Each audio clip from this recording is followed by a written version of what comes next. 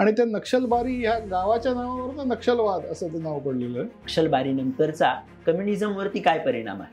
हे प्रश्न सोडवायचे कसे याच्याकडे बघणारे दोन विचार प्रवाह आहेत मुख्य, ज्यांना आपण एक डावा विचार आणि उजवा विचार असं म्हणतो, आणि किंबहुना एक नवा मानव निर्माण केला पाहिजे असं त्यांचं मत आहे. डाव्या विचारसरणीचं आणि नक्षलवादाचं भविष्य काय असेल भारतामध्ये आगामी? डाव्या विचारात अर्थव्यवस्था पुढे जाऊच शकत नाही. का जाऊ शकत नाही? या उलट जर आपण उजवा विचार करू तो सुद्धा 100% बरोबर आहे असं माझं अजिबात म्हणणं नाही. म्हणजे भांडवलशाही हे काही उत्तर आहे असं नक्कीच नाही. आणि त्यामुळे भारताला आतून जर कमजोर करता आलं, पोखरता आलं तर चीनला ते हवंच आहे. थेट युद्ध करण्यापेक्षा भारतीय लोकांनाच फूस देऊन त्यांनाच हिंसेला प्रवृत्त करून आपण जर भारत सरकारसमोर किंवा देशासमोर मोठ्या प्रमाणात प्रश्न आणि चॅलेंज उभा करू शकलो तर चीनला ते हवंच होतं. आणि नक्षलवादाच्या रूपात त्यांना तो एक चांगला मार्ग दिसला. नक्षलवादाचा देशाची सुरक्षा, या देशाचा विकास, या देशाचं प्रशासन याच्यावरती काय परिणाम होतो? जंगलातला नक्षलवाद हळूहळू कमी होतोय आणि तो होणार असं दिसतंय निश्चित. पण म्हणून नक्षलवाद संपला किंवा डाव्या विचारांचं आव्हान संपलं असं मानणं मात्र पूर्ण चुकीचं होतं. भारत तरी तुकडे होंगे तेच असं म्हणतात की राज्यघटना निर्माण झाली तो आमच्या दृष्टीने सगळ्यात काळा दिवस होता. छोट्या मुलांना 3-4 वर्षाच्या की तुम्हाला जर तुमचं जेंडर बदलायचं असेल तर तुम्ही बदलू शकता. मला वाटतं जंगलातला नक्षलवाद जो आहे तो 2026 पर्यंत संपू शकेल.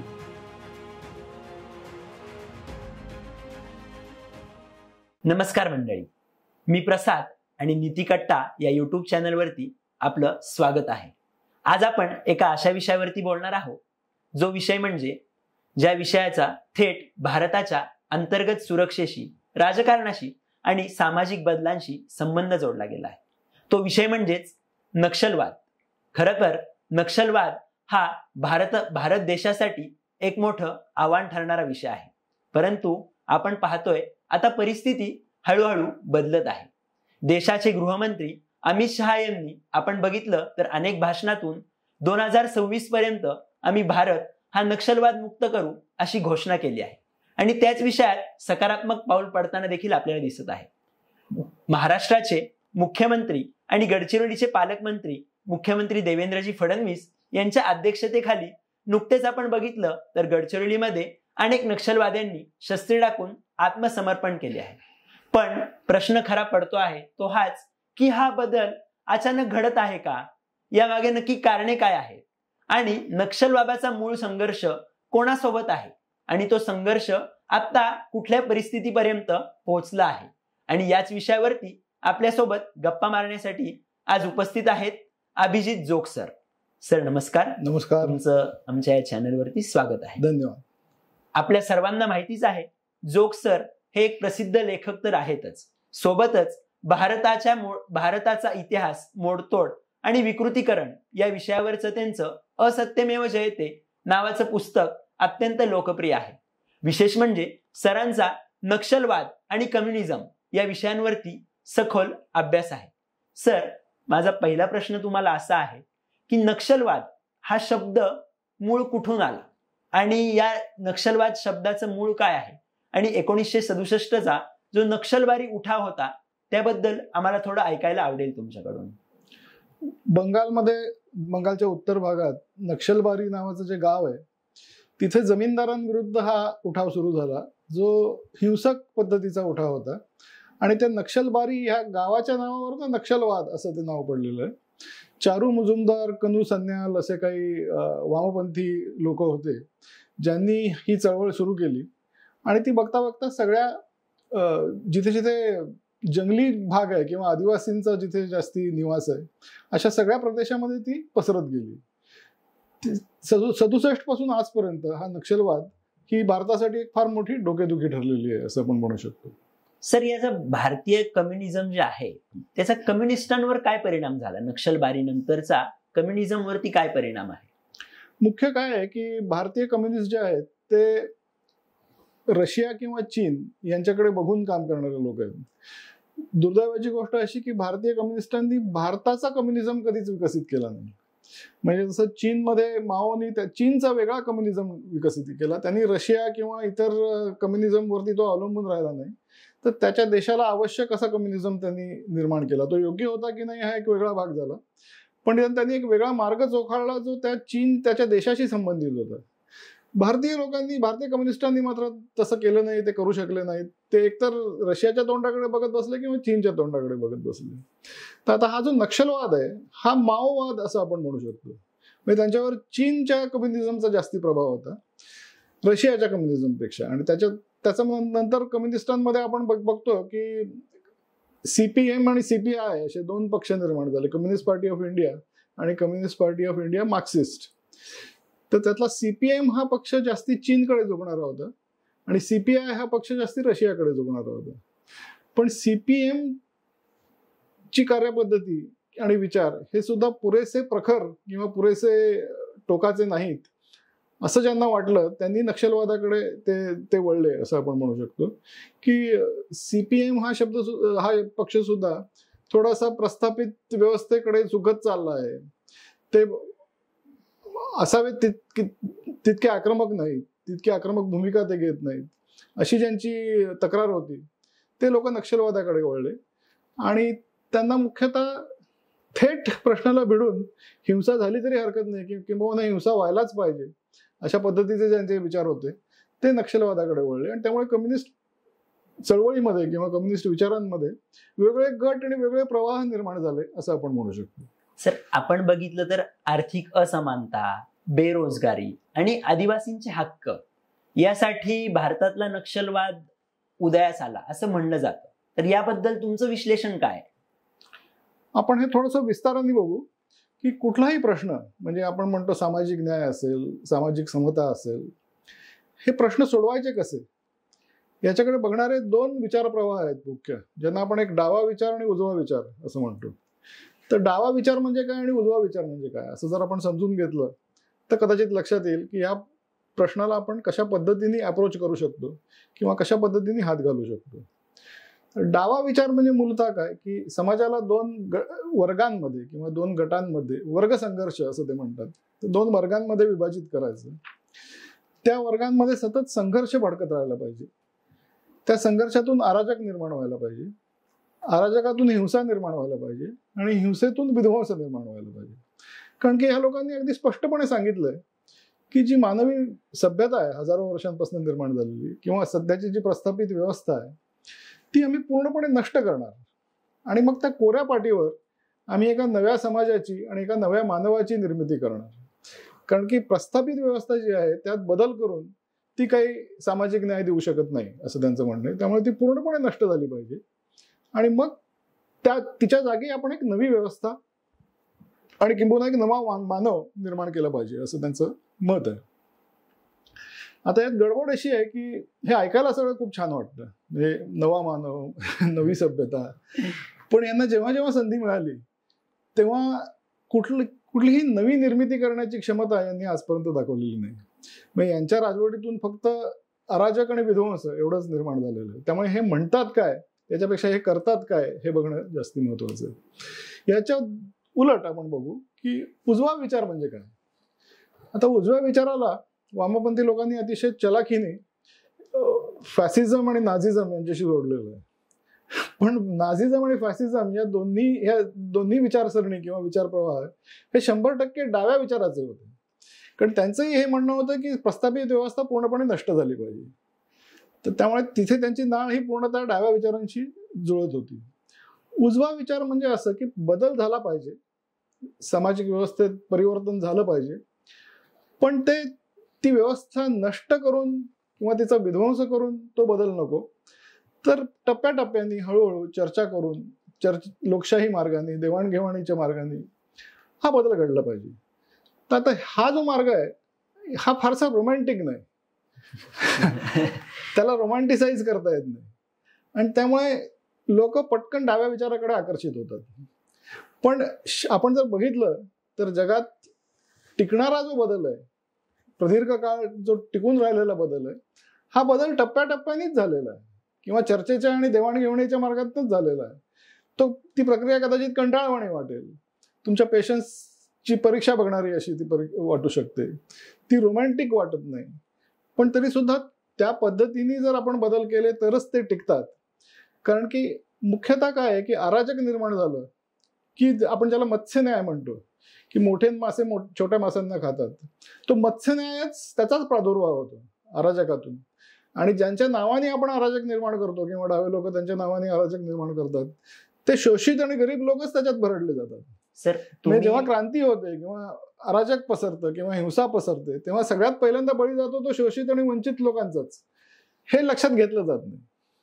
सर तुम्ही म्हणताय की नष्ट करून किंवा जी डावी विचारसरणी उजवी विचारसरणी याची काही उदाहरणं आहेत का? म्हणजे त्यांनी नष्ट करून तुम्ही म्हणताय, तर डाव्या विचारसरणीने काय काय नष्ट झाले आणि उजव्या विचारसरणीने काय सकारात्मक बदल घडलेत, याची काही उदाहरणं सांगता येतील? मुख्य आता जिथे जिथे डावा विचार रुजला, म्हणजे रशिया असेल किंवा चीन असेल किंवा क्युबा असेल, व्हेनेझुएला असेल, उत्तर कोरिया असेल, कुठलाही देश घ्या, या कुठल्याही देशात जगात कुठेही डाव्या विचाराच्या आधारे काही सकारात्मक बदल घडला आणि त्या देशात शांती, समृद्धी, स्थैर्य निर्माण झालं असं आपल्याला कुठेही दिसत नाही. म्हणजे एकही उदाहरण नाही. म्हणजे रशियामध्ये जेव्हा सगळ्यात पहिल्यांदा लेनिननी 1918 साली आपली सत्ता ताब्यात घेतली, त्याच्यानंतर केवळ 5 वर्षात 1923 पर्यंत ती अर्थव्यवस्था पूर्णपणे बंद पडली असं म्हणायला हरकत नाही. म्हणजे चक्का जाम ज्याला म्हणतो तशा पद्धतीने ती चाकं अर्थव्यवस्थेची पूर्णतः बंद झाली.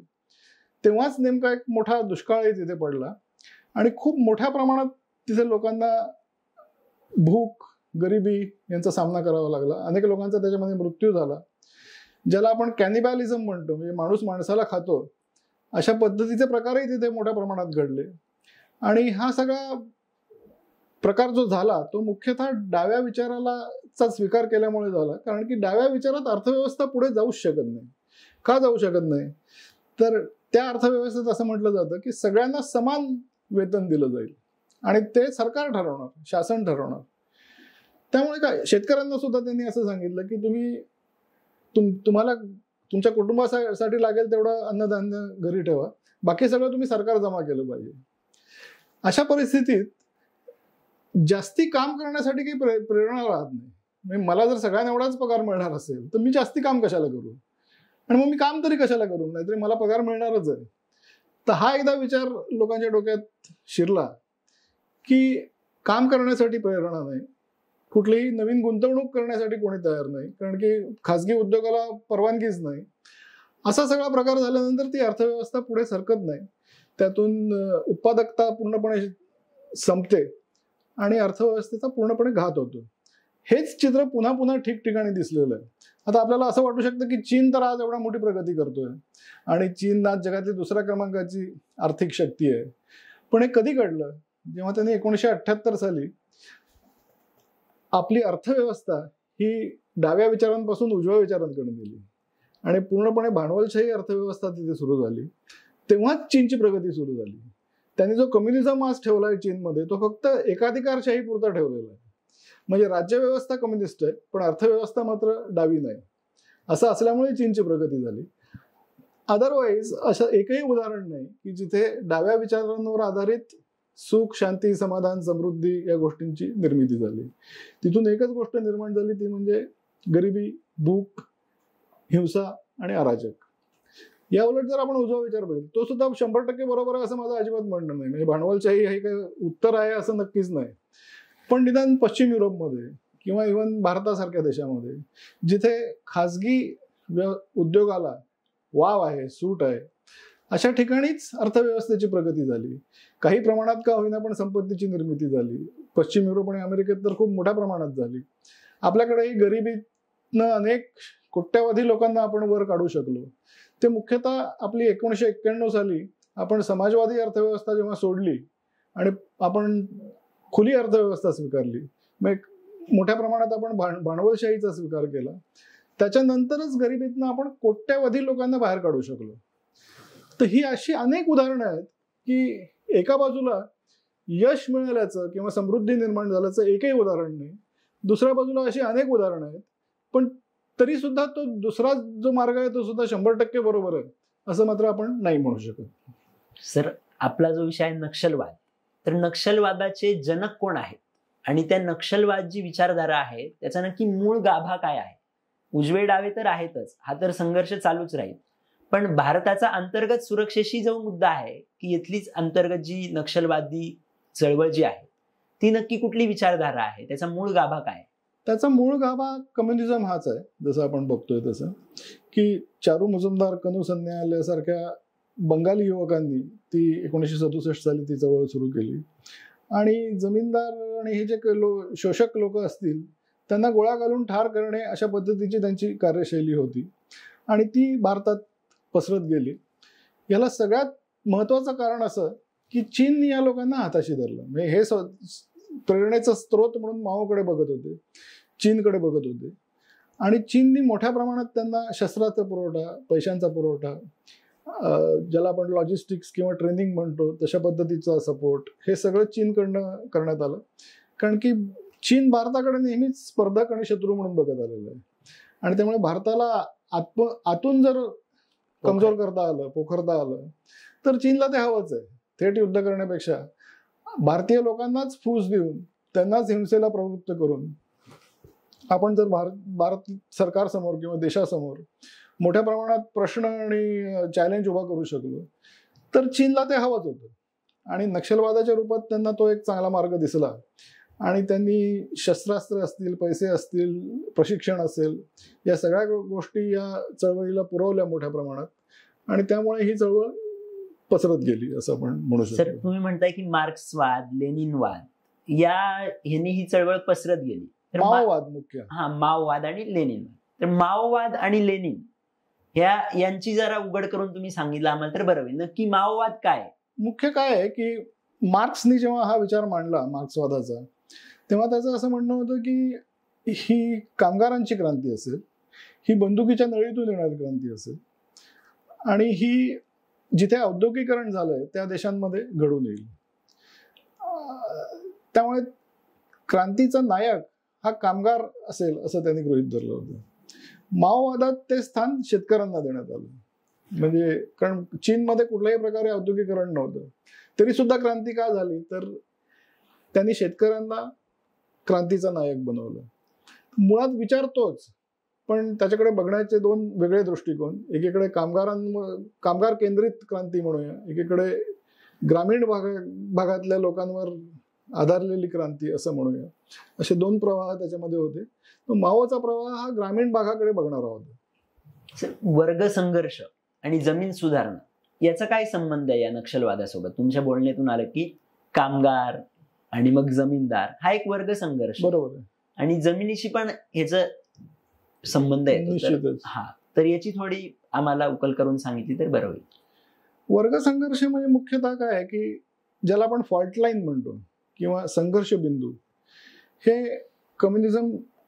मूळ कम्युनिझमनुसार तो एकच संघर्ष बिंदू होता, तो म्हणजे आर्थिक आधारावर. म्हणजे भांडवलशाही विरुद्ध कामगार किंवा श्रीमंत विरुद्ध गरीब. तो जसा रशियन मॉडेलवरती जर आपण बघितलं किंवा मार्क्सच्या मनाप्रमाणे जे मॉडेल होतं त्याच्यावर भांडवलशाही विरुद्ध कामगार हा तो संघर्ष होता. माओवादामध्ये तो जमीनदार विरुद्ध शेतमजूर किंवा गरीब शेतकरी अशा पद्धतीचा संघर्ष त्यांनी त्याची कल्पना केली. पण मुळात आपण आणखीन त्याच्या मुळाशी गेलं तर श्रीमंत विरुद्ध गरीब किंवा आहे रे विरुद्ध नाही रे असं आपण म्हणू शकतो. अशा पद्धतीचा संघर्ष म्हणजे वर्ग संघर्ष. आणि आपल्या भारतात नक्षलवादांनी त्याचं आणखीन एक थोडंसं वेगळं स्वरूप त्याची कल्पना केली, ती म्हणजे आदिवासी विरुद्ध इतर. म्हणजे जंगलात राहणाऱ्या आदिवासींना त्यांनी हाताशी धरलं. म्हणजे माओनी जसं ग्रामीण भागातल्या शेतकरी शेतमजुरांना हाताशी धरलं, तसं नक्षलवादांनी ते आपलं लक्ष हे आदिवासींकडे जास्ती मोठ्या प्रमाणात वळवलं असं आपण म्हणू शकतो. आदिवासींकडे वळवलं. आपण जर बघितलं तर महाराष्ट्रातला नक्षलवाद, छत्तीसगड मधला नक्षलवाद हा आदिवासी समाजाशी निगडीत आहे, पण तेच बिहारमध्ये वेगळी परिस्थिती आहे. याच्याबद्दल थोडं तुम्ही आम्हाला सांगताल का की आदिवासींचा जो नक्षलवाद आहे तो गडचिरोली, छत्तीसगड या भागांमध्ये दिसतो, आणि आता आपण बघितलं तर शहरी नक्षलवाद, अर्बन नक्षलवाद हा एक शब्द समाजामध्ये आलाय. तर याबद्दल थोडं सांगताल का? हा एक पुन्हा आपल्याला थोडंसं इतिहासात जावं लागेल. जसं मी सांगितलं मगाशी की मार्क्सनी सांगितलं की ही जिथे औद्योगिकरण झालंय अशा देशांमध्ये क्रांती होईल, ती बंदुकीच्या नळीतून येणारी क्रांती असेल आणि ती जगातले कामगार एकत्र होऊन करतील.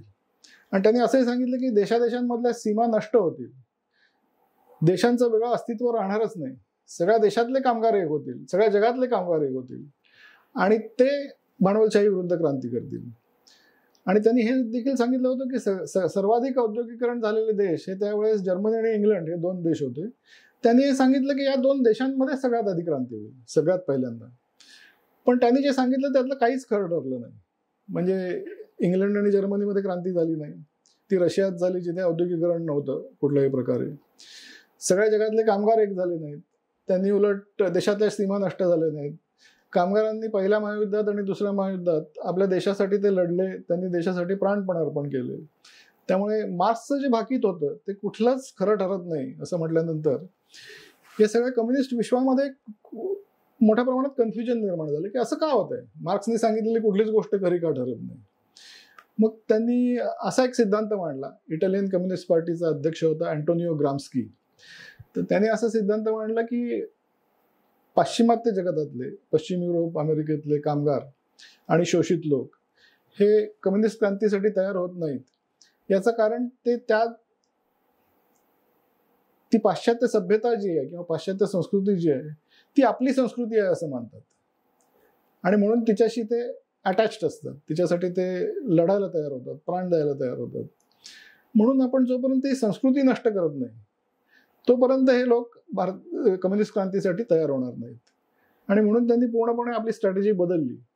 त्यांनी सांगितलं की आताची आपली क्रांती असेल ही बंदुकीच्या निळीतनं येणारी क्रांती नसेल, तर आपण ह्या संस्कृतीला बळ देणाऱ्या ज्या संस्था आहेत त्या संस्थांमध्ये आपण घुसखोरी करू, त्या आतून ताब्यात घेऊ आणि त्यांना हळूहळू आतनं पोखरून टाकत आपण इतकं कमजोर करू की एक दिवस त्या सगळ्या संस्था कोसळून पडतील, त्यांच्याबरोबर ती संस्कृती नष्ट होईल आणि ती संस्कृती नष्ट झाली की हे शोषित लोक पाश्चिमात्य जगतातले कम्युनिस्ट क्रांतीसाठी तयार होतील. त्यामुळे मार्क्सचा जो मार्क्सवाद होता त्याला आपण क्लासिकल मार्क्सिझम असं म्हणतो. आणि हा जो मार्क्सवाद आहे जो ग्राम्स्की आणि फ्रँकफर्ट स्कूल म्हणून जर्मनीमधली एक काही प्राध्यापकांचा गट होता, त्यांनी हे विचार मांडले, त्याला आपण म्हणतो कल्चरल मार्क्सिझम, म्हणजे सांस्कृतिक मार्क्सवाद.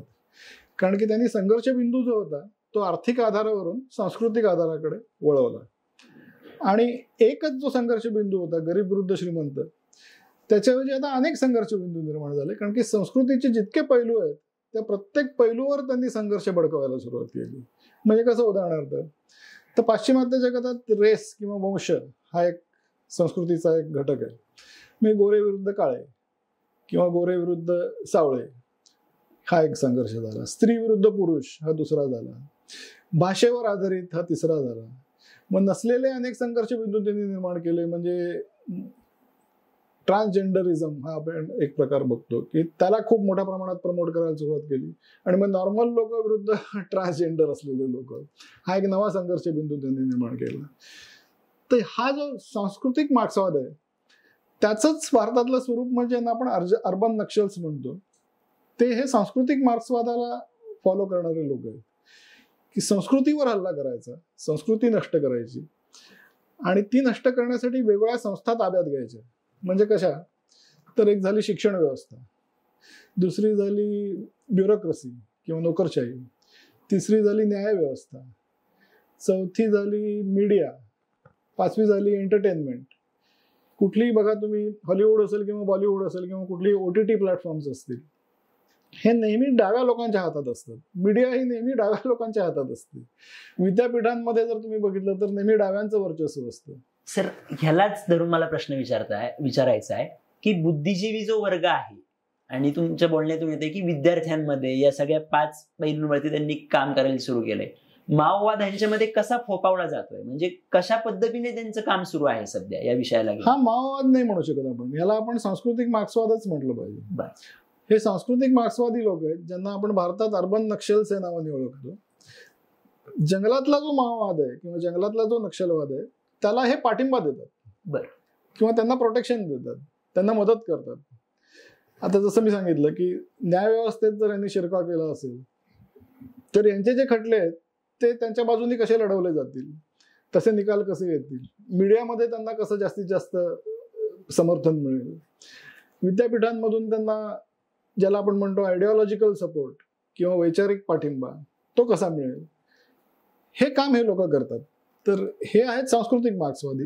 जंगलात बंदुकीच्या आधारे लढणारे जे आहेत ते माओवादी किंवा क्लासिकल मार्क्सिस्ट पॉलिसी फॉलो करणारे लोक, जे बंदुकीच्या नळीतनं क्रांती येते याच्यावर त्यांचा विश्वास आहे. जे अर्बन नक्षल जे आहेत ते म्हणतात त्यांचं बंदुकीच्या नळीतनं क्रांती येते असं त्यांचं म्हणणं नाहीये. पण हे लोक जर तसा प्रयत्न करत असतील तर त्याला आम्ही पाठिंबा देणार, कारण सगळ्यांचं उद्दिष्ट शेवटी एकच आहे की जगात मार्क्सवादाचं प्रभुत्व निर्माण झालं पाहिजे. म्हणजे संस्कृतीचं हनन करून मार्क्सवादाचं प्रभुत्व निर्माण झालं पाहिजे. बरोबर. तर रेड कॉरिडॉर हा जो शब्द आहे तो सध्या प्रचलित होतोय, तर ते रेड कॉरिडॉर म्हणजे नक्की काय?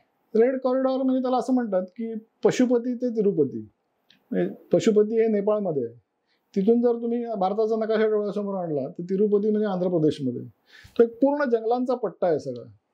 म्हणजे झारखंड असेल, नंतर छत्तीसगड असेल, आंध्राचा काही भाग असेल, महाराष्ट्राचा काही भाग असेल, हा सगळा जंगलांचा जो पट्टा आहे तिथे हा सगळा नक्षलवाद फोफावला आणि म्हणून त्याला रेड कॉरिडॉर असं म्हटलं जातं. रेड हा कम्युनिस्टांचा रंग आहे, लाल क्रांती आपण म्हणतो. तिथे अजून टिकून आहे का हा नक्षलवाद? आता खूप मोठ्या प्रमाणात जंगलातला नक्षलवाद खूप मोठ्या प्रमाणात कमी झालाय. मुख्यतः आपल्याला त्याचं श्रेय अमित शहा आणि इतर सगळी आपले सुरक्षा दलं जी आहेत त्यांना द्यावं लागेल. खूप पॉलिटिकल विल ज्याला आपण म्हणतो, राजकीय इच्छाशक्ती ही दाखवल्यानंतरच या नक्षलवादाला नियंत्रणात आणणं शक्य झालेलं आहे आणि ते गेल्या काही वर्षात खूप मोठ्या प्रमाणात ते यश मिळालेलं आहे असं आपण नक्की म्हणू शकतो. नक्की मला आकडा माहित नाही, आठवत नाही, पण 140 जिल्ह्यांमध्ये त्याचा प्रादुर्भाव होता. तो आता काहीतरी 20-25 जिल्ह्यांमध्ये फक्त राहिलाय. इथपर्यंत त्याला आपण कंट्रोलमध्ये नियंत्रणात आणलेलं आहे. तर त्यामुळे ते यश निश्चित मिळालंय आपल्याला असं आपण म्हणू शकतो. खूप मोठ्या प्रमाणात ते आता आत्मसमर्पण करतात. मला असं वाटतं की त्यांच्या हे लक्षात आलेलं आहे की ह्या मार्गाने आपण काही फारसा बदल घडवू शकू असं काही नाही आणि नुसतंच हे करत राहण्यात काही फारसा आता मतलब राहिलेलं नाही हे कळलं असावं आणि त्यामुळे ते आता अनेक तरुण आत्मसमर्पण करून मुख्य प्रवाहामध्ये येऊ लागलेले आहेत. ही फार चांगली गोष्ट आहे, कारण की हे जितक्या लवकर पूर्णपणे नियंत्रणात येईल आणि संपेल ते देशाच्या सुरक्षेच्या दृष्टीने अतिशय महत्वाचं आहे. देशाच्या सुरक्षतेचा मुद्दा निघाला म्हणून नक्षलवादाचा देशाची सुरक्षा, या देशाचा विकास, या देशाचं प्रशासन याच्यावरती काय परिणाम होतो आणि नक्षलवाद ही जी विचारधारा आहे त्यांचं याबद्दलचं मत काय, की देशाची अंतर्गत सुरक्षा कशी असली पाहिजे असं नक्षलवादाच्या विचारधारेला वाटतं, किंवा इथलं प्रशासन कोणत्या पद्धतीने चाललं पाहिजे असं नक्षलवादी लोकांना वाटतं, याबद्दल थोडं आम्हाला जाणून घ्यायला आवडेल. आपण जर बघितलं तर हे जाहीरपणे काही बोलत असले तरी कुठलाही वामपंथी विचारधारेचा किंवा विशेषतः कम्युनिझमचा मूळ हेतू हा व्यवस्थेचा विध्वंस हाच असतो. म्हणजे व्यवस्थेत सुधारणा करण्याकडे त्यांचं लक्ष नसतं किंवा किंबहुना सुधारणा करणं हे प्रतिक्रांतीवादी आहे असं ते मानतात.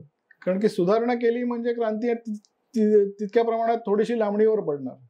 जितकी परिस्थिती खराब होत जाईल, जितकी परिस्थिती कोसळत जाईल तितके लोक क्रांतीसाठी तयार होतील असं त्यांचं म्हणणं असतं. तर त्यामुळे हा व्यवस्थेचा पूर्णपणे विध्वंसच झाला पाहिजे. त्यामुळे सुरक्षा, देशाची सुरक्षा हा त्यांच्या दृष्टीने मुद्दाच नाही. कारण की त्यांना हा देश, अनेक अर्बन नक्षल्स तुम्ही पाहिलं असेल तर ते असं म्हणतात की भारताची राज्यघटना जेव्हा लागू झाली तो काळा दिवस होता. असं अरुंधती रॉय, तुम्ही नाव ऐकलं असेल, ते असं जाहीरपणे सांगतात की ज्या दिवशी भारताची राज्यघटना लागू झाली तो माझ्या दृष्टीने काळा दिवस होता. त्यामुळे देश ही संकल्पना जी आहे ती कम्युनिझम मध्ये त्याला काही महत्वच नाही. किंबहुना देशप्रेम किंवा पॅट्रिऑटिझम याच्यावर त्यांचा रागच असतो. कारण त्यांना देशांचं वेगळं अस्तित्व संपावं असंच त्यांचं म्हणणं आहे. सगळ्या देशातल्या गरीब लोकांनी आणि कामगारांनी एक व्हावं, देशांचं वेगळं अस्तित्व टिकलं नाही पाहिजे, ते पूर्णतः संपलं पाहिजे. अशा विचारधारेचे हे लोक असल्यामुळे देशाची सुरक्षा हा त्यांच्या दृष्टीने महत्वाचा विषय नाही, किंवा सकारात्मक बदल घडवणे व्यवस्थेत हा त्यांच्या दृष्टीने महत्वाचा विषय नाही. त्यांच्या दृष्टीने महत्वाचा विषय की व्यवस्थाच नष्ट झाली पाहिजे आणि त्या कोऱ्या पाटीवर मग आम्ही नवी व्यवस्था निर्माण करू असंच त्यांचं म्हणणं आहे. हाच मूळ विचार आहे. सर, तुम्ही आता म्हणले की डाव्या विचारसरणीचे किंवा हा जो विषय आहे, तर अरुंधती रॉय म्हणतात की राज्यघटना काळा दिवस आहे. तर मग एकीकडे तर डाव्या संघटना म्हणतात की आम्ही संविधानवादी आहोत आणि दुसरीकडे तुम्ही असं म्हणताय की ते म्हणतात की राज्यघटना हे आहे. तर नक्की काय हा बुरखा, नक्की काय, किंवा मुखवटा नक्की काय? हा बरं चांगला प्रश्न विचारलास तू. यांची कार्यपद्धती किंवा टेक्निक असं आहे की लोकशाही देशांमधल्या जी स्वातंत्र्य आहेत किंवा ज्या लोकशाही व्यवस्था आहे, ज्या संस्था आहेत, त्यांचा वापर करून घेऊन लोकशाहीलाच नष्ट करणे ही यांची कार्यपद्धती आहे. म्हणजे आता आपल्याकडे मीडियामध्ये मत व्यक्त करण्याचं स्वातंत्र्य आहे, त्याचा हे जास्तीत जास्त फायदा घेतात. काय आपण न्यायव्यवस्थेकडे जाऊन कुठल्याही कायद्याविरुद्ध आपण दाद मागू शकतो, कुठल्याही घटनेविरुद्ध दाद मागू शकतो, त्याचाही संपूर्ण फायदा घेतात. आणि या सगळ्या गोष्टींचा फायदा घेऊन यांना शेवटी लोकशाही व्यवस्था नष्ट करायची आहे. कारण की कुठलाही कम्युनिस्ट देश जर आपण बघितला तर तिथे लोकशाही अस्तित्वातच नसते, त्यांना कुठलंही स्वातंत्र्य अस्तित्वात नसतं, मीडियाला स्वातंत्र्य नसतं, न्यायव्यवस्थेला स्वातंत्र्य नसतं, स्वातंत्र्य हा शब्दच तिथे अस्तित्वात नसतो. तर त्यामुळे मुख्यतः हे लोकशाहीतली स्वातंत्र्य आणि लोकशाहीच्या संस्था जशी न्याय संस्था असेल, मीडिया असेल, या सगळ्यांचा वापर करून लोकशाहीच कशी नष्ट करता येईल हीच यांची कार्यपद्धती आहे. सर, महाराष्ट्रात हा नक्षलवाद कसा टिकलाय, विशेषतः गडचिरोली सारख्या भागात किंवा आदिवासी भागात हा कसा काय टिकला इतके वर्ष? मुख्य काय आहे की त्यांच्या दृष्टीने या राज्यांच्या सीमांना वगैरे काही अर्थ नाही. म्हणजे आंध्रमधले नक्षलवादी सुद्धा भारतात येतात, महाराष्ट्रात येतात, छत्तीसगडमधले सुद्धा येतात, महाराष्ट्रातले सुद्धा तिकडे जातात. त्यामुळे त्यांचा जो काही फ्लो आहे किंवा हालचाल आहे ही राज्याच्या सीमा लक्षात घेऊन ती होत नाही. म्हणजे महाराष्ट्रातले नक्षलवादी फक्त महाराष्ट्रातच काम करतात असं आपण नाही म्हणू शकत, किंवा आंध्रामधले तेलंगणामधले नक्षलवादी फक्त तिथेच काम करतात असं नाही, ते महाराष्ट्रात येऊन सुद्धा अनेक कारवाया करतात. तर त्यामुळे हा सगळा जंगलाचा जो पट्टा आहे याच्यात ते इतके दिवस कार्यरत राहिलेले आहेत, राज्यांच्या सीमा लक्षात न घेता. त्यामुळे महाराष्ट्रात कसा काय टिकला आहे हा प्रश्नाला तसं काही फारसा अर्थ नाही, कारण की ते या संपूर्ण पट्ट्यातच तो टिकलेला आहे. आणि त्याच्यावर मोठ्या प्रमाणात कारवाई करण्यासाठी जी राजकीय इच्छाशक्ती लागते तिचा इतक्या वर्ष अभाव असल्यामुळे आपण त्याला नियंत्रणात आणू शकलो नाही, आपला देश नियंत्रणात आणू शकलो नाही. आता ती इच्छाशक्ती जेव्हा दाखवली तेव्हा आपण मोठ्या प्रमाणात त्याच्यात यश मिळवलंय असं आपण म्हणू शकतो. सर, मग प्रश्न असा आहे की मग आदिवासी भागात जो काही विकास आहे तो कमी झाला का, त्याच्यामुळे नक्षलवाद फोफावला गेला का? किंवा महाराष्ट्राचं उदाहरण बघितलं तर गडचिरोली, चंद्रपूर या भागांमध्ये आपण जो विकास शहरात बघतो तो कमी आहे का? किंवा आदिवासी भागांसाठी जी धोरणं आखली गेली सरकारकडून ती कमी प्रमाणात राबवली गेली का? त्याच्यामुळे हा नक्षलवाद फोफावला गेलाय का? याबद्दल तुमचं काय मत आहे? मला असं वाटतं की सुरुवातीला जितक्या प्रमाणात लक्ष दिलं गेलं पाहिजे होतं किंवा जितक्या प्रमाणात तिथे विकासाच्या योजना राबवायला पाहिजे होत्या तेवढ्या त्या राबवल्या गेल्या नाहीत हे निश्चित आहे. आणि त्यामुळेच आदिवासी सुद्धा या सगळ्या गोष्टींना बळी पडले असं आपण म्हणू शकतो. आता आपण जर ईशान्य भारताचं उदाहरण घेतलं म्हणजे आसाम, मेघालय, नागालँड, मिझोराम, अरुणाचल प्रदेश, तर तिथे सुद्धा कुठल्याही प्रकारचा पायाभूत सुविधा इन्फ्रास्ट्रक्चर ही अनेक वर्ष निर्माणच झाली नाही. म्हणजे 50 किलोमीटर जाण्यासाठी एक दिवस चालत जावं लागायचं, रस्तेच नाहीत अशी पद्धत होती. तर त्यामुळे तिथे सुद्धा खूप मोठ्या प्रमाणात अतिरेकी चळवळींना वाव मिळाला. तिथे सुद्धा ज्याला आपण म्हणतो सेपरेटिस्ट मुवमेंट्स की भारतातनं आम्हाला तुटून बाहेरच निघायचंय असं म्हणणाऱ्या अनेक चळवळी निर्माण झाल्या, हिंसक चळवळी निर्माण झाल्या. त्या प्रत्येक वेळेस नक्षलवादीच होत्या किंवा डाव्या होत्या असंही नाही, त्या प्युअरली सेपरेटिस्ट मुवमेंट्सच होत्या असं म्हणू शकतो आपण. त्याचं मुख्य कारण म्हणजे त्यांना विकासाची दिशाच दाखवली गेली नाही. आता आपण बघितलं गेल्या 10-15 वर्षामध्ये तर मोठ्या प्रमाणात तिथे पायाभूत सुविधांची निर्मिती सुरू झालेली आहे, मोठ्या प्रमाणात विकास सुरू झालेला आहे. तर तिथल्या लोकांची मतं सुद्धा आता बदलू लागलेली आहेत, मनं बदलू लागलेली आहेत. ते म्हणतात की नाही आम्हाला भारतातच राहायचं आहे. आता देशप्रेमाची भावना तिथे जागृत झालेली आहे. तसंच या जंगलाच्या पट्ट्यांमध्ये, नक्षलवादाच्या पट्ट्यामध्ये की तिथे त्यांना विकासाची दिशा जर दाखवली असती, पायाभूत सुविधा निर्माण केल्या असत्या, नोकरीच्या संधी निर्माण केल्या असत्या, तर कदाचित नक्षलवादाला इतका मोठ्या प्रमाणात वाव मिळाला नसता असं आपण म्हणू शकतो. पण याचा अर्थ असा नाही की नक्षलवादी त्यांच्यासाठी काही फार चांगल्या गोष्टी करतायत, ती आणखीन घातक परिस्थिती ते निर्माण करणार आहेत. तर त्यामुळे आहे तो ती परिस्थिती बदलली तर पाहिजेच, पण ती कुठल्या मार्गाने बदलायची हा सगळ्यात महत्वाचा प्रश्न आहे.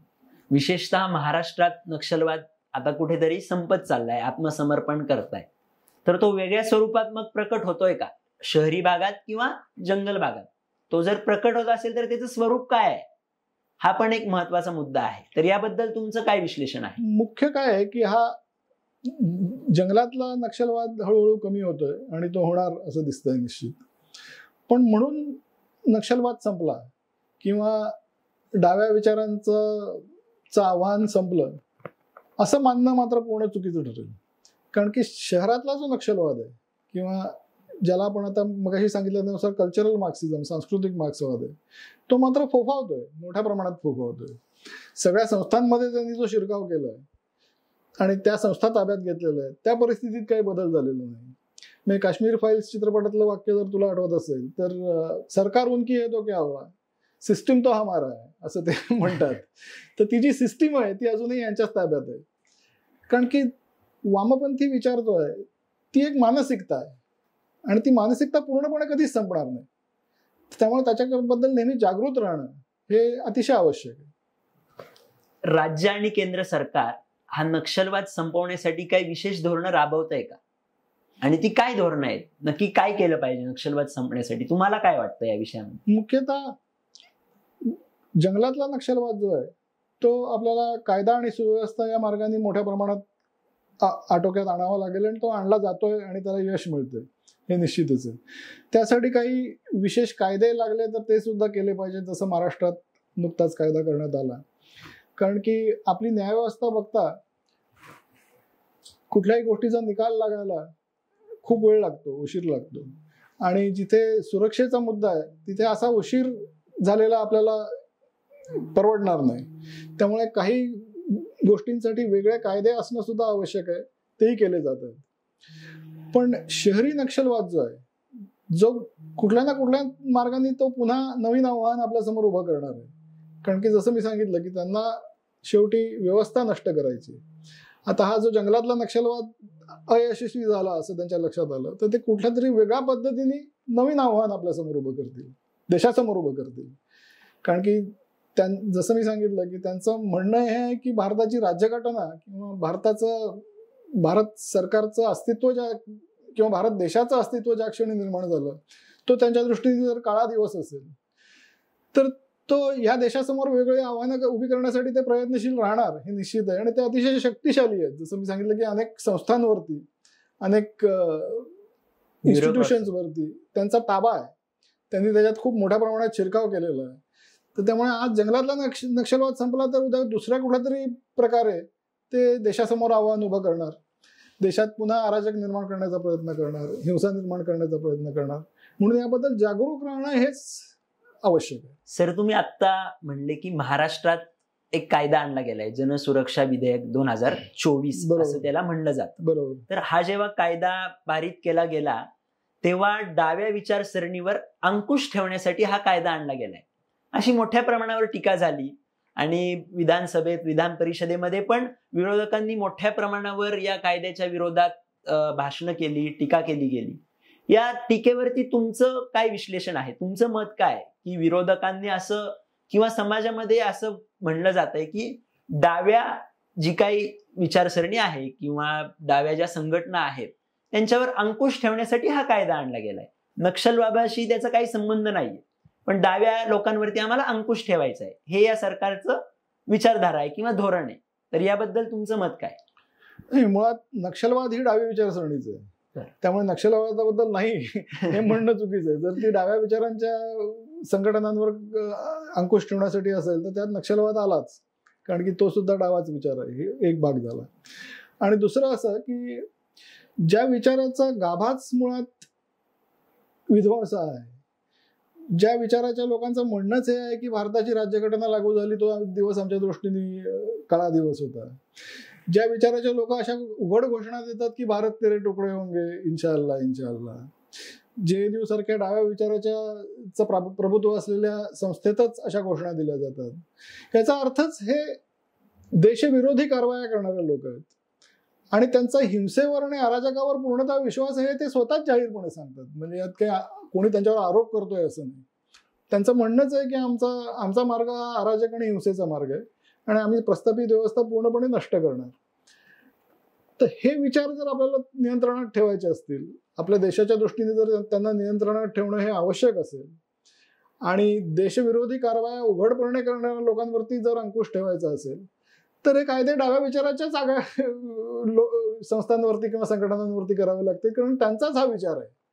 तेच फक्त असं म्हणतात की आम्ही अराजक आणि हिंसा निर्माण करून त्याच्या आधारे आम्ही व्यवस्था नष्ट करणार. पण सर तेच असं म्हणतात की भारत तेरे तुकडे होंगे. तेच असं म्हणतात की राज्यघटना निर्माण झाली तो आमच्या दृष्टीने सगळ्यात काळा दिवस होता. तर त्यामुळे त्यांच्यावर अंकुश ठेवण्यासाठी कायदे करावे लागणारच. यात मला विशेष काही त्यात वावगा आहे असं वाटत नाही. सर पण ते तर म्हणतात की आम्ही संविधानवादी आहोत आणि संविधानानेच देश चालतो आणि आम्ही संविधानवादी आहोत. तर यावर तुमचं मत काय? त्याच्यावर माझं असं मत आहे की जिथे जिथे डाव्या विचाराची सरकार आली तिथे कुठलं सरकार संविधानाच्या मार्गाने चाललं, ते कुठल्या सरकारात लोकशाही आणि स्वातंत्र्य याला वाव होता, हे जर आपण बघितलं तर आपल्याला लक्षात येईल की आता जे संविधानाचा जो जप करतात तो फक्त लोकशाहीला संपवण्यासाठीच ते संविधानचा वापर करू इच्छितात. ज्या क्षणी त्यांचं सरकार येईल, समजा आलं तर, येणार नाही ही गोष्ट वेगळी, पण समजा आलं तर देशात संविधान, लोकशाही, मीडिया, स्वातंत्र्य असे कुठलीच गोष्ट राहणार नाही. हे आपण आजवर जे जगाने अनुभव घेतलाय त्याच्यावरून आपण नक्कीच सांगू शकतो. तर त्यामुळे ते म्हणतात काय याच्यापेक्षा ते करतात काय याच्याकडे आपण लक्ष दिलं पाहिजे. ते म्हणतात आम्ही संविधानाने चालणार आहोत, पण प्रत्यक्ष त्यांना जेव्हा सत्ता मिळते तेव्हा संविधान आणि हे सगळं गुंडाळून ठेवलं जातं आणि फक्त एकाधिकारशाही आणि डिक्टेटरशिप ह्याच मार्गाने ते सरकार चालवतात. सर 2026 पर्यंत नक्षलवाद मुक्त भारत होईल असं देशाचे गृहमंत्री अमित शहा यांनी जाहीर केलेलं आहे. त्या विषयात काय पावलं टाकली जात आहेत? पॉलिसी कोणती बनवली जात आहे असं वाटतं तुम्हाला? मला असं वाटतं की जसं हे काही कायदे केले जात आहेत की ज्या योगे ते कायद्याचा आधार घेऊन आणि पळवाटा शोधून त्यातनं बाहेर पडू शकणार नाहीत, सुटू शकणार नाहीत, अशा पद्धतीने त्यांची नाकेबंदी केली जाते आणि प्रत्यक्ष जंगलात त्यांच्या विरुद्ध आपली सुरक्षा दलं जी आहेत ती अतिशय धडक कारवाई करतायत. तर त्यामुळे त्यांना आता शरण येणे आणि बंदुका खाली टाकणे याला पर्याय राहिलेला नाही असं आपण म्हणू शकतो आणि त्याला यश मिळेल नक्की. पण म्हणून जसं मी मगाशी सांगितलं ते पुन्हा सांगतो की म्हणून नक्षलवाद संपेल असं नाही. कुठल्या ना कुठल्या तरी रूपाने ते आव्हान पुन्हा देशासमोर उभं राहणार आहे, कारण की हे शहरी नक्षलवादी जे आहेत ते मात्र अजूनही शक्तिशाली आहेत. त्यांच्यावर अजूनही कुठल्या प्रकारे फार मोठ्या प्रमाणात नियंत्रण आलंय असं नाही. तर त्यामुळे जंगलातला नक्षलवाद हा आपला प्रयोग जर संपला, अयशस्वी झाला, हे त्यांना कळलं आणि ते आतापर्यंत नक्कीच कळलं असेल, तर ते कुठल्या तरी नव्या रूपाने देशासमोर आव्हान उभं करणार हे निश्चित आहे. शहरी नक्षलवादाचं काय उदाहरण देता येईल तुम्हाला? म्हणजे शहरांमध्ये तुम्ही अभ्यासक आहात आणि तर तुमच्या नजरेतून काय शहरांमध्ये काय बदल घडताना दिसतोय, ते कोणत्या विचारधारेतून काम करताय? आपण अनेक उदाहरणं बघू शकतो. जसं मी सांगितलं की अरुंधती रॉय यांनी सांगितलं की हा माझ्यासाठी काळा दिवस होता संविधान. अशा प्रकारचे किती लोक आज देशात कार्यरत आहेत असं जर आपण विचार केला तर आपल्याला पटकन त्याचं उत्तर सापडेल. म्हणजे अतिरेक्यांसाठी रात्री 12 वाजता सुप्रीम कोर्टाचे दरवाजे उघडायला कोण भाग पाडतं? ते शहरी नक्षलवादी आहेत. कुठल्याही प्रकारे दंगल घडवणाऱ्या लोकांच्या मागे आपली पूर्णपणे लिगल पॉवर किंवा ही वकिलीची शक्ती जी आहे किंवा स्किल जे आहे ते कोण उभं करतं? अतिरेक्यांचे खटले नेहमी कोण चालवतं? किंवा मीडियामध्ये जेव्हा याकूब मेमनला फाशी झाली तेव्हा and they killed Yakub Memon असं मोठं हेडलाईन कुठल्या वृत्तपत्राने दिली. हे पत्रकार कोण आहेत? हे वकील कोण आहेत? हे जर आपण, हे लेखक तथाकथित कलावंत कोण आहेत हे जर आपण बघितलं, मोठे मोठे प्रकल्प जे असतात की आता उदाहरणार्थ आपण घेतलं तर सरदार सरोवर की ज्यांनी कच्छ आणखीन त्या सगळ्या प्रदेशामध्ये मोठ्या प्रमाणात पाणी पोचलं, शेतकऱ्यांचा फायदा झाला, लोकांचा फायदा झाला. असे प्रकल्प लांबवण्याचा प्रयत्न कोण करतं? वेगवेगळे आंदोलनं करून, कोर्टात जाऊन, पर्यावरणाच्या नावाखाली हे कोण करतं? हे जर आपण बघितलं तर आपल्या लक्षात येईल की किती मोठ्या प्रमाणात अर्बन नक्षल्स आज कार्यरत आहेत आपल्या देशामध्ये आणि ते विविध प्रकारे देशाचं नुकसान करण्याचा कसा प्रयत्न करतात. अतिरेकी, दंगलखोर यांना पाठिंबा देणं हे कुठल्या मार्गाने देशहिताचं आहे याचा असा आपण विचार केला पाहिजे. सर, समग्र सुरक्षा आणि विकास याची सांगड घालून महाराष्ट्र सरकारकडून अनेक उपाययोजना राबवल्या गेल्या. त्या कितपत यशस्वी ठरल्या आहेत आणि म्हणजे अयशस्वी ठरल्या का यशस्वी ठरल्या? गडचिरोलीमध्ये सुरक्षित गाव ही एक योजना सरकार राबवत असतं. मला असं वाटतं की ते यशस्वी का अयशस्वी हे आत्ता सांगणं हे योग्य होणार नाही, कारण की ती सुरुवात झाली आहे सगळ्या गोष्टींची. त्याच्यावर एक जजमेंट देण्याची वेळ कधी येईल, जेव्हा काही त्याला 5 वर्ष 10 वर्ष होतील, तेव्हा आपण सांगू शकतो की हे खरंच काही याच्यातनं बदल घडला, काही पूर्णपणे योजना फसल्या. हा निर्णय देण्याचा आत्ता ही योग्य वेळ आहे असं मला वाटत नाही. पण जो प्रयत्न चाललाय तो निश्चित चांगला आहे असं मी म्हणेन, कारण की या सगळ्या बाजूनी याच्यावर उत्तर शोधणं आणि ते तळागाळातल्या लोकांपर्यंत पोहोचवणं हे अतिशय आवश्यक आहे. आणि त्या दृष्टीने जर प्रयत्न होत असतील तर त्याला आपण निश्चित पाठिंबा द्यायला पाहिजे. सर, आपण बघितलं तर हे जे नक्षलवादग्रस्त भाग आहेत, गडचिरोली, चंद्रपूर, अनेक भाग आहेत, किंवा छत्तीसगड, इकडे बिहारमध्ये पण मोठ्या प्रमाणावर आहे, तर तिथल्या लोकांचं जीवन कसं असतं हा एक मोठा प्रश्न आहे. आणि तिथले अधिकारी जे आहेत सरकारमधले किंवा अन्य अधिकारी, यांना काय अडचणी येतात? आता नक्षलवादाचा जोपर्यंत प्रादुर्भाव होता आणि आहे तोपर्यंत तिथे कुठल्याही प्रकारची डेव्हलपमेंट होऊच दिली जात नाही. म्हणजे रस्ते होऊ दिले जात नाहीत, शाळा नवीन उघडू दिल्या जात नाहीत, कुठल्याही प्रकारचा विकास तिथे पोहोचू नये असाच प्रयत्न या नक्षलवाद्यांनी आजपर्यंत केलेला आहे. कारण मी सांगितलं त्यानुसार की परिस्थितीत जर काही सकारात्मक बदल झाला तर नक्षलवादाचा पाठिंबा कमी होणार हे त्यांना नक्की माहिती आहे. तर त्यामुळे तो त्यांना होऊ द्यायचा नाही. त्यामुळे त्यांनी तिथे नोकरशाहीला, ब्युरोक्रेसीला कामच करू दिले नाही इतके दिवस. हा एक फार मोठा अडथळा होता असं मी म्हणेन. त्यामुळे तो भाग अतिशय मागासलेला राहिलेला आहे. तिथे कुठल्याही प्रकारच्या संधी उपलब्ध झालेल्या नाहीत, जीवनमान सुधारण्याचा कुठलाही प्रकारचा प्रयत्न झालेला नाही. तो अगदी पूर्वी नक्षलवाद सुरू व्हायच्या आधी त्याचा दोष कदाचित सरकारवरती जात असेल, नोकरशाहीवरती जात असेल, करप्शनवरती जात असेल. पण नक्षलवाद्यांचा प्रादुर्भाव झाल्यानंतर मात्र हा सगळा दोष मूलतः नक्षलवाद्यांकडेच जातो. कारण की नाहीतर इतक्या वर्षात काही ना काहीतरी परिस्थितीत नक्की सुधारणा झाली असती. बाकी देशात जशी झाली, देशातली गरिबी कमी झाली, देशातली अडाणीपणा म्हणजे सुशिक्षिततेचं शिक्षणाचं प्रमाण मोठ्या प्रमाणात वाढलं. हे तिथे का घडू शकलं नाही याचा मुख्यतः याचा दोष हा या नक्षलवाद्यांकडे जातो, कारण त्यांनी काही होऊच दिलं नाही तिथे. सर, नक्षलवाद सोडून मुख्य प्रवाहात ज्या व्यक्ती येतात त्याबद्दल तुम्हाला काय वाटतं? मला वाटतं ही प्रक्रियेला आपण जास्तीत जास्त पाठिंबा दिला पाहिजे, बळ दिलं पाहिजे. त्यांचं पुनर्वसन चांगल्या पद्धतीने होईल हे आपण बघितलं पाहिजे. पुढच्याचा उदाहरण पाहूनच मागणं आणखीन काही लोक त्याला फॉलो करणार आहेत. त्यामुळे जे आधी आत्मसमर्पण करतायत त्यांचं पुनर्वसन चांगल्या पद्धतीने झालं तर इतरही लोकांना प्रेरणा मिळेल की आपण सुद्धा जावं. त्यामुळे ही प्रक्रिया तर आपण जास्तीत जास्त चांगल्या पद्धतीने राबवली पाहिजे आणि त्याला इम्प्लिमेंट केलं पाहिजे. सर, समाजामध्ये आणि माध्यमांमध्ये नक्षलवादाचं एक चित्रण केलं जातं, ते वास्तववादी आहे का? म्हणजे खरंच ती आहे का, तशी सिच्युएशन तशी आहे का? नाही, मी जसं सांगितलं की मीडियामध्ये खूप मोठ्या प्रमाणात डाव्यांचं वर्चस्व राहिलेलं आहे आणि पगडा राहिलेलं आहे. त्यामुळे त्यांनी बराच काळ नक्षलवादाला सुद्धा खूप जास्ती प्रमाणात रोमॅन्टिसाइज केलं. म्हणजे हे कसे वंचितांसाठी उठाव करणारे लोक आहेत किंवा हा कसा वंचितांचा उत्स्फूर्त आक्रोश आहे, अशा पद्धतीने जी मांडणी करण्यात आली ती वास्तवाला धरून नव्हती. कारण की नक्षलवादी जितक्या सरकारला त्रास देतात त्याच्याही पेक्षा जास्ती त्रास ते आदिवासींना देतात. हे आपण आता या अनेक कहाण्या आता बाहेर यायला लागलेल्या आहेत. आणि आदिवासींना सुद्धा केवळ जबरदस्तीने त्यांच्या प्रभावाखाली राहावं लागतं. हे आपण जर लक्षात घेतलं तर त्यांचं रोमॅन्टिसायझेशन जे आहे ते मीडियाने जाणून बुजून केलंय, कारण की ते मीडियावरती डाव्यांचा पगडा होता म्हणून हे झालेलं आहे असं मला निश्चित वाटतं.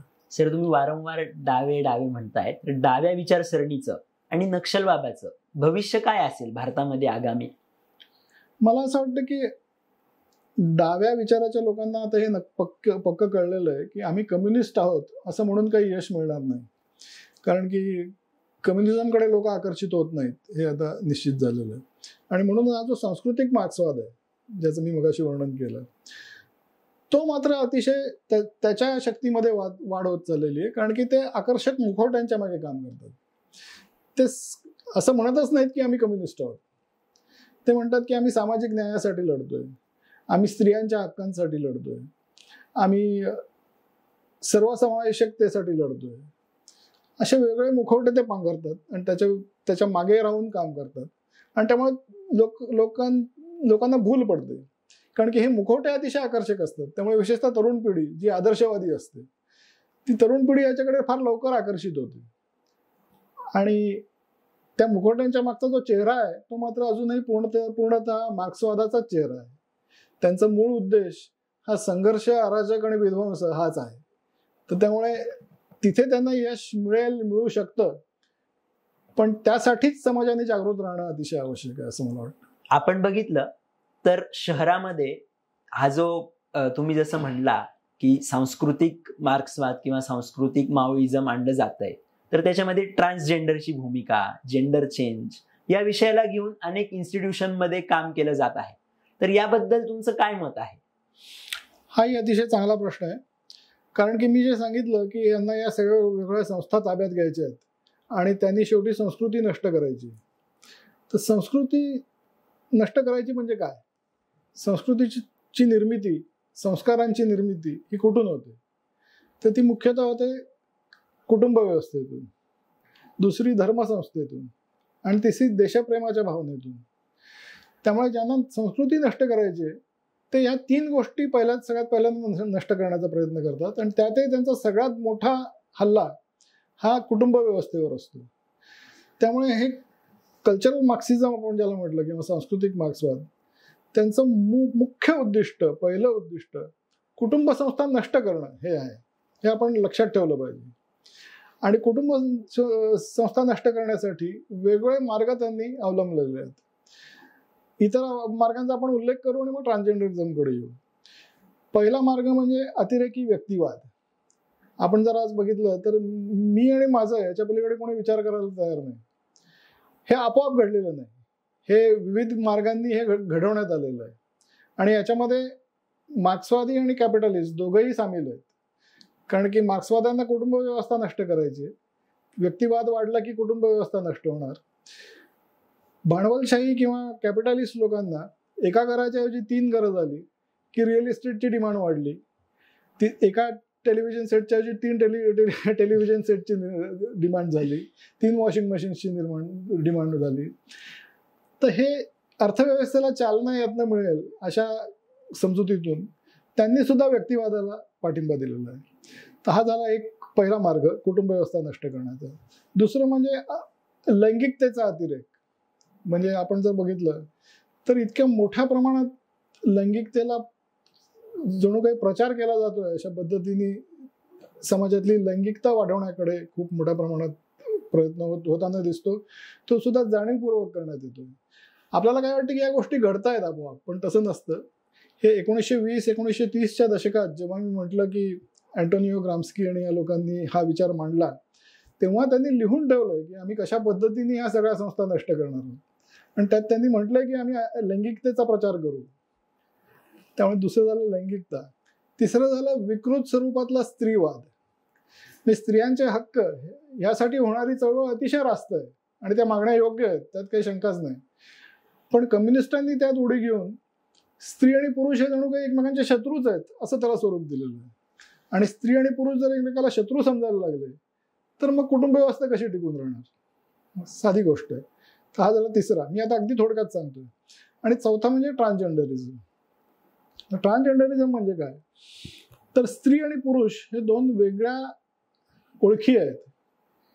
हे वैज्ञानिक सत्य आहे. म्हणजे कोणी जर सायन्सचा स्टुडंट असेल तर त्याला माहिती आहे की XY क्रोमोझोम असेल तर पुरुष, XX क्रोमोझोम असेल तर स्त्री, म्हणजे बायोलॉजिकल एंटिटीज आहेत. पण हे लोक असं म्हणतात की नाही, जेंडर ही बायोलॉजिकल रियालिटी नाही, तर ही कल्चरल कॉन्स्ट्रक्ट आहे असा ते शब्द वापरतात. म्हणजे हे सांस्कृतिक दृष्ट्या तुम्हाला हे जेंडर दिलं गेलेलं आहे. ते म्हणतात की तुमचा जन्म होतो तेव्हा तुमचे आईवडील आणि डॉक्टर हे तुम्हाला तुमचं जेंडर देतात आणि एखादी गोष्ट कोणी जर दिली असेल तर ती नाकारण्याचा तुम्हाला हक्क असला पाहिजे, असं त्यांची मांडणी आहे अशी. आणि त्यात ते असं म्हणतात की जे जेंडर दिलं जातं ते आपल्याला हवंय की नाही हे मुलाला त्याच्या वयाच्या 3ऱ्या किंवा 4थ्या वर्षी कळतं. आणि म्हणून त्यांचं असं म्हणणं आहे की प्री प्रायमरी स्कूलमध्ये त्या लेवलला मुलांना हे शिकवलं पाहिजे. आणि ते शिकवतात. पाश्चिमात्य जगात आणि अमेरिकेत हे शिकवतात छोट्या मुलांना 3-4 वर्षाच्या, की तुम्हाला जर तुमचं जेंडर बदलायचं असेल तर तुम्ही बदलू शकता. आणि हे फक्त मी अमेरिकेतल्या गप्पा सांगतोय असं नाही, तर हे आपल्या भारतापर्यंतही पोचलेलं आहे. पुण्यातल्या एका शाळेत 6 महिन्यापूर्वी काही NGO म्हणणारे लोक आले आणि त्यांनी असं सांगितलं प्री प्रायमरीच्या मुलांना की तुम्हाला जेंडर जर बदलायचं असेल तर तुम्ही बदलू शकता, आणि ते तुम्हाला बदलायचं असेल तर पालकांना सांगू नका, तुम्ही आम्हाला फोन करा, असं म्हणून त्यांना व्हिजिटिंग कार्ड देण्यात आली. म्हणजे आपल्या दारापर्यंत नाही, आपल्या घरात आलेलं आहे सगळं. तर त्यांचं म्हणणं असं आहे की ह्या मुलांना आपण सांगितलं पाहिजे. आणि मग पाश्चिमात्य जगात आता इथपर्यंत पोहोचलंय की 10-12 वर्षाच्या मुलीला जर असं वाटलं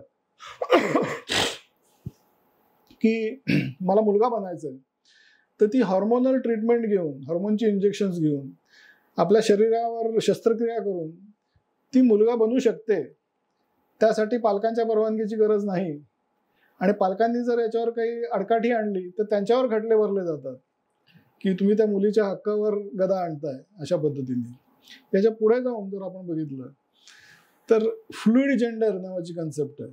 म्हणजे असं की तुम्हाला जेंडर बदलायची पण गरज नाही, लिंग बदल शस्त्रक्रिया करायची पण गरज नाही. आता तुला वाटतं की तू पुरुष आहेस, तुला संध्याकाळी वाटू शकतं की नाही मी स्त्री आहे, आणि हे समाजाने मान्य केलं पाहिजे. कोणी जर ते मान्य केलं नाही तर त्यांच्यावर खटले भरले जातील. आता यातून कशा गोष्टी निर्माण होतात बघा. असं जर तू म्हटलंस की मी स्त्री आहे असं मला वाटतंय, I identify myself as a woman, अशी ती भाषा आहे, तर स्त्रियांच्या वॉशरूम वापरण्याची सुद्धा परवानगी तुला असली पाहिजे. कोणीही थांबवू शकत नाही, तुला जाऊ दिलंच पाहिजे. त्याच्या पलीकडे जाऊन स्त्रियांच्या स्पोर्ट्समध्ये भाग घेण्याची सुद्धा परवानगी असली पाहिजे. कारण की तो म्हणतो की नाही मला वाटतंय मी स्त्री आहे, त्यामुळे मला तुम्ही. ते आता ऑलिम्पिकमध्ये आपण पाहिलं काय झालं, ते एका मुलीला ते पुरुष स्त्रियांच्या बॉक्सिंगमध्ये उतरला आणि ती 56व्या सेकंदाला त्याची प्रतिस्पर्धी होती ती रडायला लागली अक्षरशः. कारण की पुरुष आणि स्त्री यांच्यामध्ये बॉक्सिंगची मॅच कशी होऊ शकणार ना. तर स्त्रियांचं जे विश्व आहे त्यांच्या खेळांचं, ते अक्षरशः कोलॅप्स व्हायची वेळ आलेली आहे. याच्या पलीकडे जाऊन लंडनमध्ये एक अशी केस झाली 2 वर्षापूर्वी की एक सिरियल रेपिस्ट, म्हणजे बलात्काराच्या आरोपात ज्याला पुन्हा पुन्हा शिक्षा झाली, अशा एका माणसाने तुरुंगात असताना सांगितलं की नाव I identify myself as a woman, आणि त्यामुळे मला स्त्रियांच्या सेलमध्ये ठेवण्यात आलं पाहिजे. आणि ते ठेवलं गेलं, हे सगळ्यात महत्वाची गोष्ट आहे. म्हणजे कुठल्या लेवलपर्यंत त्यांनी समाजाला पोखरलेलं आहे हे लक्षात घ्या. आणि ट्रान्सजेंडरिझमला इतक्या मोठ्या प्रमाणात प्रमोट करण्याचं सुद्धा कारण हेच आहे की कुटुंब व्यवस्था नष्ट झाली पाहिजे. कारण कसं आहे की नैसर्गिकरित्या अशा भावना असू शकतात. स्त्रियांमध्ये पुरुषत्वाची भावना असू शकते किंवा पुरुषांमध्ये स्त्री सुलभ भावना असू शकते, पण हे 0.02% केसेसमध्ये होतं नैसर्गिकरित्या. आणि त्यांना जर काउन्सिलिंग केलं, थोडंसं त्याच्यावर काम केलं, तर ती भावना सुद्धा आपण काढून टाकू शकतो. आणि समजा नाही निघाली तरी त्या लोकांना समानतेची वागणूक मिळावी, हे बरोबर आहे. पण आता जे होतंय ते ट्रान्सजेंडरिझमचं मार्केटिंग होतंय. मी आता असं झालं की बिंग ट्रान्सजेंडर इज कूल, आणि मग लोक जास्तीत जास्त तिकडे आकर्षित होतात. आणि मी माझ्या पुस्तकात त्याचे अनेक फिगर्स पण दिलेत की इंग्लंड अमेरिकेमध्ये आता 1500% वाढ, 2000% वाढ अशी होते की जे लोक सांगतात की आम्ही ट्रान्सजेंडर आहोत. हे नैसर्गिक नाही आहे, ऑब्व्हियसली हे नैसर्गिक नाही, पण केवळ ह्या मार्केटिंगमुळे हे असं घडतंय. आणि हे अतिशय घातक आहे. म्हणजे सांस्कृतिक मार्क्सवादावर मी पहिल्यापासून का भर देतोय याचं कारण हे की ह्या ज्या वेगवेगळ्या आयडियाज ते वापरतायत कुटुंब व्यवस्था नष्ट करण्यासाठी, धर्म नष्ट करण्यासाठी आणि देशप्रेमाची भावना नष्ट करण्यासाठी, त्या अतिशय घातक आहेत आणि त्या आपल्या समाजाला परवडणाऱ्या नाहीत. आणि म्हणून आपण त्याच्याबद्दल अत्यंत जागृत राहणं अतिशय आवश्यक आहे.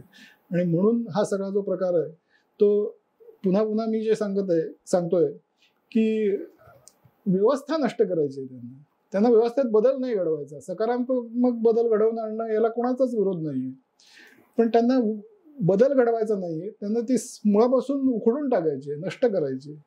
आणि याला आपण निश्चित विरोध केला पाहिजे. सर, हे सगळं तुम्ही सांगताय, पण या सर्व गोष्टींपासून आपल्या इथल्या तरुणांना दूर ठेवण्यासाठी शिक्षण आणि माध्यमांमध्ये काय बदल घडला पाहिजे या विषयाला घेऊन? मला असं वाटतं की हे जे आहे त्यांचं ज्या पद्धतीने ते सगळं राबवत आहेत हे साधारण 100 वर्षाच्या प्रयत्नातून त्यांनी घडवलेलं आहे. मी सांगितलं त्यानुसार 1920-1930च्या दशकातच त्यांनी हे ठरवलं होतं की आपण हे कशा पद्धतीने करायचं. आणि काही पिढ्यांच्या प्रयत्नातनं त्यांनी आज ही परिस्थिती निर्माण केली की आज पाश्चात्य सभ्यता जी आहे ती खरोखर नष्ट होण्याच्या मार्गावरती आहे. तिथली कुटुंब व्यवस्था संपल्यातच जमा आहे. तोच प्रयोग आता भारतात सुरू आहे. तर त्यामुळे इतक्या प्रदीर्घ काळ त्यांनी हे प्रयत्न केलेले असल्यामुळे त्यांचा आता ती मेथोडॉलॉजी आहे ती पक्की झालेली आहे. त्यांची टूल किट्स ठरलेली आहेत की कशा पद्धतीने करायचं. सगळ्या संस्थांवरती जो त्यांनी आतमध्ये शिरून जो ताबा मिळवलेला आहे तो आता ती पोलादी पकड झालेली आहे त्यांची या सगळ्या संस्थांवरती. तर याच्या विरुद्ध जर आपल्याला लढायचं असेल तर आपल्याला सुद्धा प्रदीर्घ काळ तयारी ठेवावी लागेल काम करण्याची. आणि अतिशय मेथॉडिकल पद्धतीने म्हणजे व्यवस्थित समजून घेऊन. सगळ्यात पहिल्यांदा काय कळतच नाही, काय चाललंय हे समजतच नाही. अजूनही लोकांना असं वाटतं की हो ट्रान्सजेंडरना त्यांचे राईट्स मिळायलाच पाहिजेत. आम्ही नाही म्हणतच नाहीये, पण जे नैसर्गिकरित्या ट्रान्सजेंडर आहेत त्यांच्याबद्दल ठीक आहे. तुम्ही लोकांना भाग पाडत असाल ट्रान्सजेंडर होण्यासाठी तर ते घातक आहे ना. तर त्यामुळे आपल्याला हे समजून घेतलं पाहिजे की मुखवट्यांना बोलणं आपण पहिलं थांबवलं पाहिजे की इन्क्लुझिव्हिटी, ट्रान्सजेंडर्सना सुद्धा त्यांचे राईट मिळायला पाहिजेत, त्यांना सुद्धा समाजात स्थान मिळालं पाहिजे. ही इन्क्लुझिव्हिटीच्या मुखवट्याच्या मागे ते सगळं चाललेलं आहे. तर त्यामुळे हे नक्की काय आहे हे समजून घेणं ही पहिली पायरी आहे. त्याच्यानंतर त्याच्या विरुद्ध आपण कसा प्रतिकार करणार आहोत, काय पद्धतीने याला आपण तोंड देणार आहोत ह्याची नीट प्लॅनिंग करणं ही दुसरी पायरी आहे. आणि मग ते इम्प्लिमेंट करणं. त्याच्यामध्ये अनेक गोष्टी येतात की जसं मी सांगितलं की हा मूलतः हा संस्कृतीवरचा आघात आहे. त्यांना संस्कृती नष्ट करायची. आणि संस्कृती हा भारताचं सगळ्यात मोठं शक्तिस्थान आहे. आपला देश टिकून आहे तो आपल्या संस्कृतीमुळे टिकून आहे. तर त्यामुळे आपल्याला संस्कृती वाचवण्यासाठी काय करता येईल. तर मला असं वाटतं to make culture cool is very important. आता काय कल्चर अनकूल झालंय. म्हणजे परंपरा पाळणं म्हणजे मागासलेपणा असं आपल्याला सांगण्यात आलेलं आहे. धार्मिक असणं म्हणजे बावळट असणं असं आपल्याला शिकवण्यात आलेलं आहे.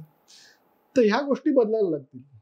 त्याच्या मागची जी तरुणांची विशेषतः त्याच्याकडे बघण्याची जी दृष्टी आहे त्याच्यात बदल घडवावा लागेल. आणि हे कसं करायचं याचा सगळ्यांनी मिळून विचार करावा लागेल. आणि ते करण्याशिवाय दुसरा पर्याय नाही, नाहीतर आपण विनाशाकडे चाललेलो आहोत हे निश्चित आहे.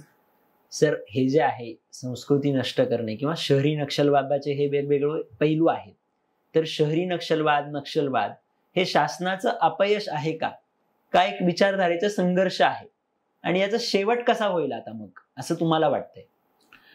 शासनाचं अपयश विशेषतः सांस्कृतिक मार्क्सवादच्या बाबतीत मी म्हणणार नाही. जंगलातला जो नक्षलवाद आहे तो काही प्रमाणात शासनाचं अपयश आपण म्हणू शकतो. कारण की त्यांनी त्या प्रमाणात जर तिथे विकास घडवला असता तर कदाचित ही वेळ आली नसती. तर तिथे आपण शासनाकडे बोट दाखवू शकतो. पण सांस्कृतिक मार्क्सवाद जो आहे तो इतक्या काय म्हणू आपण त्याला, पुन्हा तोच मी शब्द वापरतो, मुखवट्यांच्या मागे तो प्रवेश करतो की कळणंच अवघड होतं फार. मी कोणी जर म्हटलं, सरकारला सुद्धा सांगितलं की सामाजिक न्यायासाठी आम्ही या सगळ्या गोष्टी करतो तर सरकारही म्हणेल ठीक आहे आम्ही तुम्हाला सपोर्ट करतो. तर बरेच आता अमेरिकेसारखा एवढा शक्तिशाली देश, महासत्ता, खरोखर एकमेव महासत्ता, पण ती आज पूर्णपणे कोलॅप्स होण्याच्या स्थितीत आहे. तिथे कुठल्याही क्षणी यादवी युद्ध सुरू होईल अशा पद्धतीची तिथे आज परिस्थिती आहे. कुटुंब व्यवस्था तर संपल्यातच जमा आहे ऑलमोस्ट. तो देश सुद्धा त्याचा प्रतिकार करू शकला नाही. आणि आज गेल्या 4-5 वर्षात त्यांच्यामध्ये जागृती आली आहे की हा वोकिझम जो आहे, कल्चरल मार्क्सिझमचं दुसरं नाव म्हणजे वोकिझम. तर आज अमेरिकेत मोठ्या प्रमाणात जागृती आली आहे की हा वोकिझम अतिशय घातक आहे. आणि लोक म्हणतात की नाही हे नको. युरोपमध्ये सुद्धा हळूहळू तो खूप मोठ्या प्रमाणात, इटली सारखा देश म्हणतोय की वोकिझम आम्हाला नको. पण मला वाटतं त्यांच्यासाठी उशीर झालाय फार. विशेषतः अमेरिकेसाठी अतिशय उशीर झालाय. कारण त्यांना कळलंच नाही की काय होतंय ते. कारण की हे आम्ही मार्क्सवादी आहोत म्हटलं तर कळतं की बाबा यांचा विचार काय आहे. पण मार्क्सवादाचं नाव न घेता वेगळ्या मुखवट्यांच्या मागे जर काम केलं तर ते लक्षात येत नाही. आणि तेच झालेलं आहे. पण पुढच्या स्टेज मागचा शहाणा यानुसार भारताने तरी आता जागा व्हायला पाहिजे. अमेरिकेचं उदाहरण घ्या तुम्ही, इंग्लंडचं उदाहरण घ्या. तिथे आज ही परिस्थिती का झाली हे जर आपण समजून घेतलं तर पुन्हा आपण त्याच सगळ्या सायकलमधनं जायची गरज नाही. आपण आजच समजून घ्यायला पाहिजे की हे मुखवटे म्हणजे खरे चेहरे नाहीत. आणि ते चेहरे काय आहेत हे जर आपण ओळखलं तर पहिला टप्पा आपण पार पाडला असं आपल्याला म्हणता येईल. सर, आता अनेक नक्षलवादी आत्मसमर्पण करतायत, शस्त्र टाकून देत आहेत, तर त्यांना समाजाने कसं स्वीकारलं पाहिजे आणि सरकारने या विषयात काय काम केलं पाहिजे, हा एक प्रश्न आहे. आणि दुसरा प्रश्न आहे शेवटचा, की 2026 पर्यंत नक्षलवाद मुक्त भारत होईल असं केंद्रीय गृहमंत्र्यांनी स्पष्ट केलंय, तर ते शक्य आहे का? आता एकच वर्ष राहिले 2026 साठी, तर तुम्हाला काय वाटतं, ते खरंच शक्य आहे का या गोष्टी? मला वाटतं जंगलातला नक्षलवाद जो आहे तो 2026 पर्यंत संपेल असं मला वाटतं. कारण की त्या दिशेने आपली पावलं पडतात, त्याला यश मिळतंय, तर ते काही त्याच्यात फारशी अडचण येईल असं मला वाटत नाही, एखाद वर्ष इकडे तिकडे. पण तो संपला म्हणजे देशात पुढचं हे आव्हान संपलं असं मात्र आपल्याला म्हणत. मी मगाशी सुद्धा सांगितलं की कुठल्या तरी नव्या रूपाने ते पुन्हा आपल्या समोर उभं राहीलच. कारण की हा जो सांस्कृतिक मार्क्सवाद आहे की ज्याचं उद्दिष्ट सुद्धा शेवटी हेच आहे की देशाची संस्कृती नष्ट करायची म्हणजेच देशाला नष्ट करायचं, तो जोपर्यंत पूर्णपणे संपत नाही तोपर्यंत ते लोक कुठल्या ना कुठल्या तरी पद्धतीने हे नवीन आव्हान नव्या रूपात आपल्यासमोर आव्हान उभं करतील. आणि त्यासाठी आपण तयार राहायला पाहिजे, जागरूक राहायला पाहिजे. कारण की त्यांचा जो संस्कृतीवरचा आघात आहे, त्यांना जी व्यवस्था नष्ट करायची, संस्कृती नष्ट करायची, त्यासाठी ते कार्यरत राहणारच आहेत, सुरूच आहे, ते काम सुरूच आहे. जंगलातला नक्षलवाद हा त्यांचा एक प्रयोग होता फक्त, पण तो प्रयोग फेल गेला म्हणजे बाकीचे प्रयोग थांबले असं त्याचा अर्थ होत नाही. बाकीचे प्रयोग तसेच चालू राहणार आहेत. तरुणांची मनं जी आहेत त्या मनांमध्ये हे सगळ्या वेगळ्या गोष्टी शिरव, जसं ट्रान्सजेंडरिझम हा एक वेगळा प्रयोग आहे, त्यांनी सुद्धा देशाचं नुकसानच होणार आहे, त्यांनी संस्कृतीचं नुकसानच होणार आहे. तर जंगलातला नक्षलवाद हा एक प्रयोग होता, असे ते अनेक प्रयोग करतात. अतिरेकी लैंगिकता हा आणखीन एक प्रयोग आहे. हे सगळे प्रयोग जोपर्यंत थांबत नाहीत किंवा त्याच्या मुळावर जोपर्यंत आपण घाव घालत नाही तोपर्यंत कुठला ना कुठला तरी प्रकारे हे आपल्यासमोर प्रश्न उभे राहणार आणि त्याचा आपल्याला सामना करावा लागणार. अजून एक प्रश्न, की जे आत्मसमर्पण नक्षलवादी करतायत त्यांना समाजाने कोणत्या पद्धतीने स्वीकारलं पाहिजे आणि सरकारने त्यांच्यासाठी काय उपाययोजना केल्या पाहिजेत? ज्यांचं आत्मसमर्पण झालं आहे त्यांच्यासाठी सरकारने काय केलं पाहिजे?